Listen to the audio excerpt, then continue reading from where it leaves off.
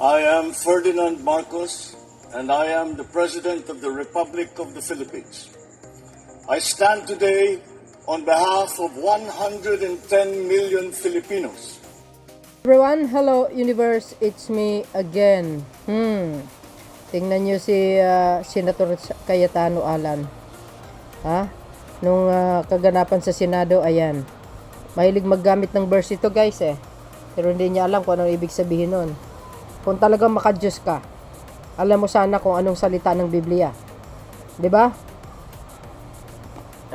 Under protection niya dapat si Bato, pero bakit tumakas?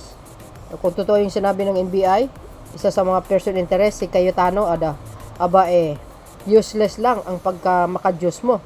May paluhod-luhod ka pa. But anyway, ito, panibagong kudita na naman. Ilang araw lang nakaupo sa Senado. Kasi parang malas no? Siya ay nakaupo, magulo. Ito sinabi po ng Abante News Online.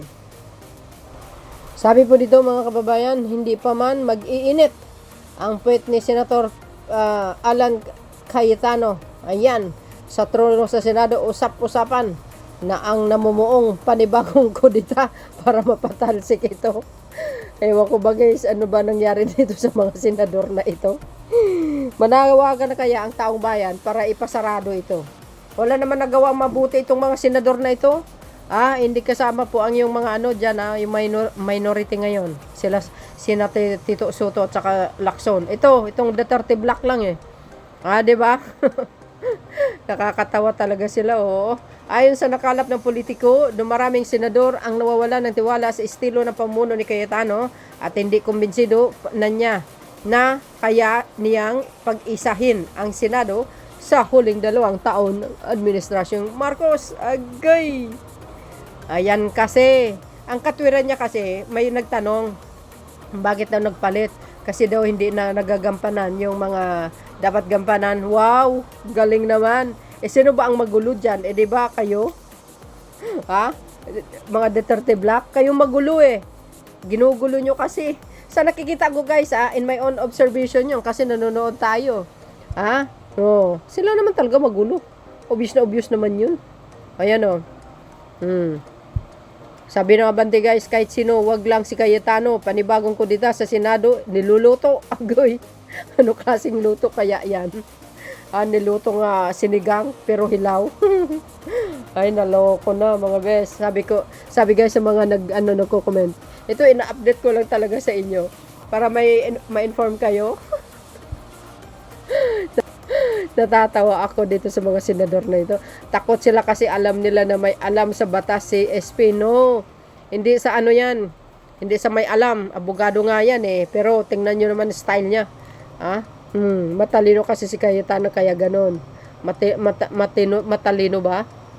Ewan ko na lang sa inyo. Si Lito Lapid na lang. Ipalit para tahimik na.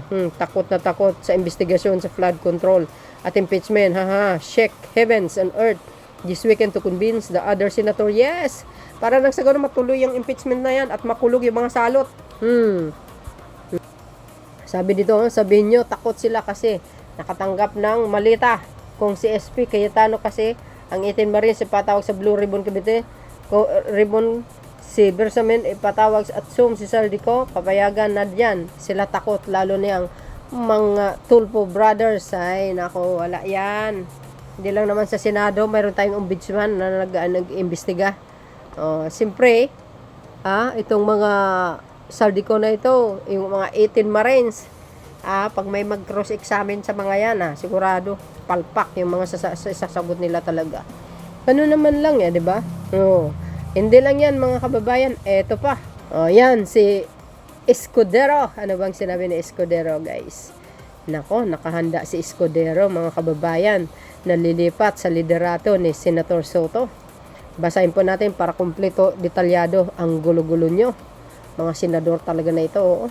Ayan, sabi dito mga kababayan, Escudero, mga kaalyado na paulat na target makabalik sa Senate leaders. Today is May 18, 2026. Nakahanda umano si Senator Chis Escudero at hindi bababa sa 3 senador na kumala sa majority Black at sumama sa kampo ni dating Senate President Vicente Soto III sa panibagong pagbabago ng liderato sa Senado. Sa scoop ng Billionaire News Channel, Sinabi ng dalawang informante na may kondisyon umano ang nasabing paglipat, ang pagbabalik kay Escudero bilang Senate President. Agoy. Ayon sa isang informante, ilang senador na dati nang sumuporta kay Senate President Alan Peter Cayetano ang muling pinag-iisipan ang kanilang posisyon kasunod ng mga kaguluhan at tensyon sa loob ng Senado. Agay. Ayan na mga kababayan, abangan po natin. Ito na naman. Grabe ang gulo ng mga senador, mga beswa. Ayan. May mga handang tumalon pabalik sa block ni Soto, pero malinaw ang usapan, si Escudero ang ibabalik na Senate President ayon sa isang informante. Dagdag pa ikalawang informante, may hindi bababa sa 3 senador na pribadong nagpapahayag na interes na lumipat ng panig kung maisusulong ang pagbabalik ni kay Escudero sa liderato. Ang concern nila ngayon ay stability ng Senado. Ang tingin nila mas kayang pag-isahin ni Escudero ang chambers ayon sa ikalawang informante. Matatandang naupo si Cayetano bilang Senate President matapos ang biglang pagpapalit ng liderato noong Mayo 11 kung saan nakakuha siya ng 13 boto kabilang si Senador Ronald Bato de la Rosa na muling lumutang sa Senado matapos ang 6 na buwan. Ayan, hindi pagdalo sa mga sesyon. Ang mga pag-uusap ay nangyayari sa gitna ng paghahanda ng Senado para sa impeachment trial ni Vice President Sara Duterte. Agay. Nako, para sa akin ayaw ko kay Chis Escudero guys Pero mayroon silang napipisil. Si Senator Zubiri daw. Ang gulo-gulo nila sa totoo lang. My gosh. Talaga naman sabi po ng Abanti TNT, nakahanda umano si Senator Chis Escudero at hindi bababa sa 3 senador na kumala sa majority block at sumama sa kampo ni dating Senate President Vicente Soto III sa panibagong pagbabago ng liderato ng Senado. Nako, dapat ibalik si Soto. Mas okay pa yun. Escudero, mga kaalyado na paulat target makabalik sa Senate leadership na naman. Ano yun?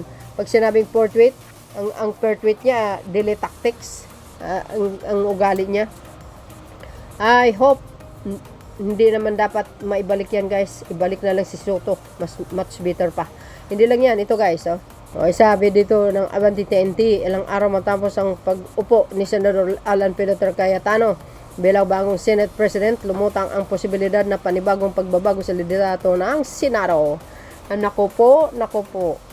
Ayan guys Ito pa. Zubiri itinutulak na bagong Senate President. Nako, agawan ng pwesto guys Si Zubiri, ayan, si Escudero at si Senator Soto na lang. Much better pa. So yun mga kababayan, ano po ang kapalagayan nyo? Kayo pa ba lang humusga at magkomento? Sino kaya ang susunod na Senate President? Ang gulo-gulo ng Senado? Titingnan natin guys kung magkatotoo ito, no? Siguro next day or next Monday. Pero ang gusto natin mangyari dito, kahit sino man ang Senate President, basta tuloy-tuloy ang impeachment. Ito po ay sana sa mga senador magbabase kung ano po ang nakalagay sa Article of Impeachment dahil malakas ang bidin sa laban kay Garutay. So yun mga kababayan, ang ating pinaka-latest scoop updates videos. Thank you guys for watching. See you again on my next upload. Sino po ang bet nyo guys? Sa 3, Soto, Zubiri, or Escudero? Sa akin Soto. There's more guys. Follow and likes. And hit the bell para lagi kayong update sa aking mga upload videos. Bye and babush. God bless Philippines. Bye everyone.